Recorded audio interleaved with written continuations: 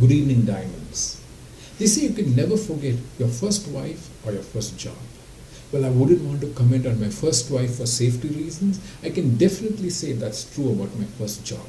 I have such pleasant memories when I think back of those times of my first job and the learnings associated to it. However, when I think back about my first boss, who also happened to be the CEO of my firm, well, it's a mixed bag. Well, I did learn a lot from him. Some of those unfair critiques which he left me with were in bad taste. And that's something which is so strange, and each of us would perhaps relate to it. When we receive positive affirmations and appreciation, we just brush it under the carpet like it's nothing. However, when we receive the smallest of critiques, we hold on to them for many years and even perhaps decades. Now, to help us understand what this issue is, I want us to do a small imagination exercise. You can even close your eyes for this imagination exercise. I want you all to imagine that your mind is a garden and you can plant seeds of positivity and happiness in this. And like any other garden, you could perhaps even add weeds.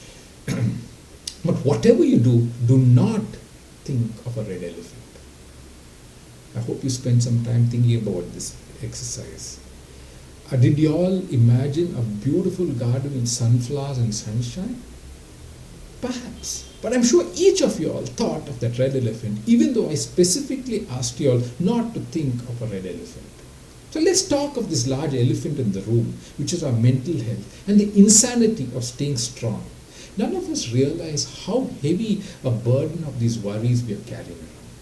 So can we flip this over to instead talk about our mental fitness and perhaps take a small exercise right now in our mental gym? I call this exercise a self-love spinning class, where we instead recycle some of this mental chit-chat. So spin number one, think of a time when we were so tough on ourselves. In a quiet spot, perhaps you put a hand on our tummy and take a deep breath and think of that time when we were so self-critical of ourselves.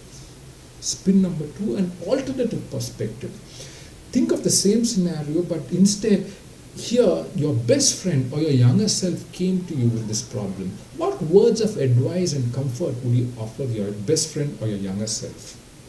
Spin 3, perhaps we can use Mel Robinson's 5-4-3-2-1 hack to get things done. Could we in any way use this advice or use the self-love towards ourselves? Remember, taking care of our mental health is not about being perfect. It's about you being kind to yourself and doing what you need to do to feel your best. So let's go out there and conquer the world with one mindful breath and one hearty laugh at a time. Thank you, ladies and gentlemen.